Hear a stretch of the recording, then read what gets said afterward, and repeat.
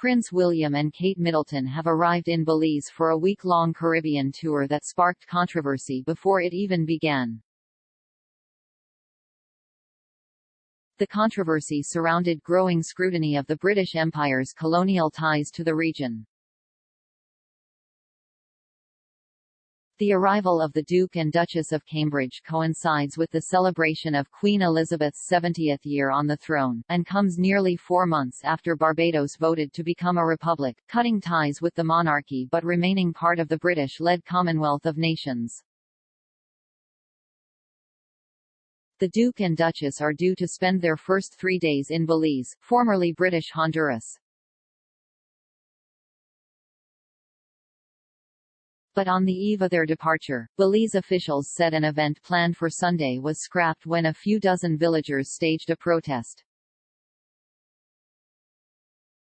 Residents of Indian Creek, an indigenous Maya village in southern Belize, told Reuters they were upset that the royal couple's helicopter had been granted permission to land on a local soccer field without prior consultation.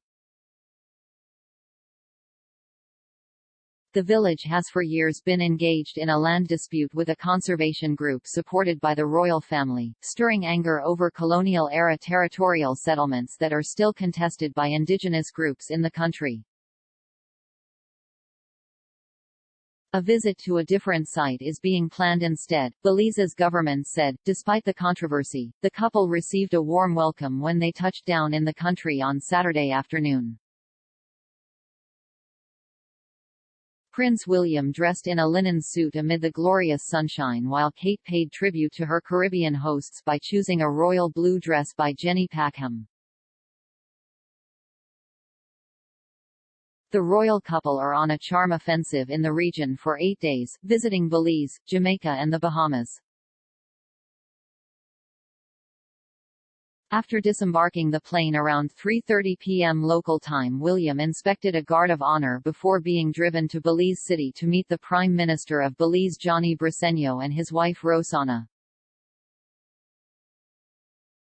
Kate walked up the steps of the government building and William followed, before the couple greeted the Prime Minister and his wife with handshakes.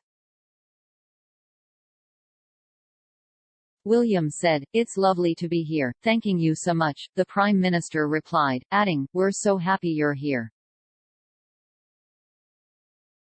"There were lots of questions in the car," said Kate, laughing, and clearly referring to William. The Prime Minister and his wife then invited Kate and William to sit in a lounge area in his office building which overlooks the ocean. "It's such a lovely view," said Kate. After Belize, the royals are due to move on to Jamaica and the Bahamas. Meetings and a variety of events are scheduled with politicians and a range of civic leaders. Dickie Arbiter, Queen Elizabeth's press secretary from 1988 to 2000, described the tour as a goodwill visit that ought to give at least a temporary lift to the family's popularity. "Today, many people see the monarchy as an anachronism that should be let go," he said. But he expected that little would change while Elizabeth remained on the throne. "The royal family is pragmatic," he said.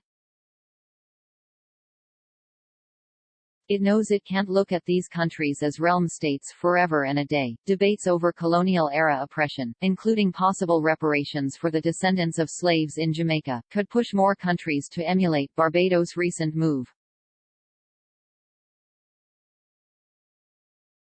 University of the West Indies professor Carolyn Cooper said the visit by Prince William would be unlikely to discourage Jamaica from opting for republic status. "I think there is a groundswell of popular opinion against the monarchy," she said. "Some in Belize, which only gained independence from Britain in 1981, speak warmly about remaining in the fold.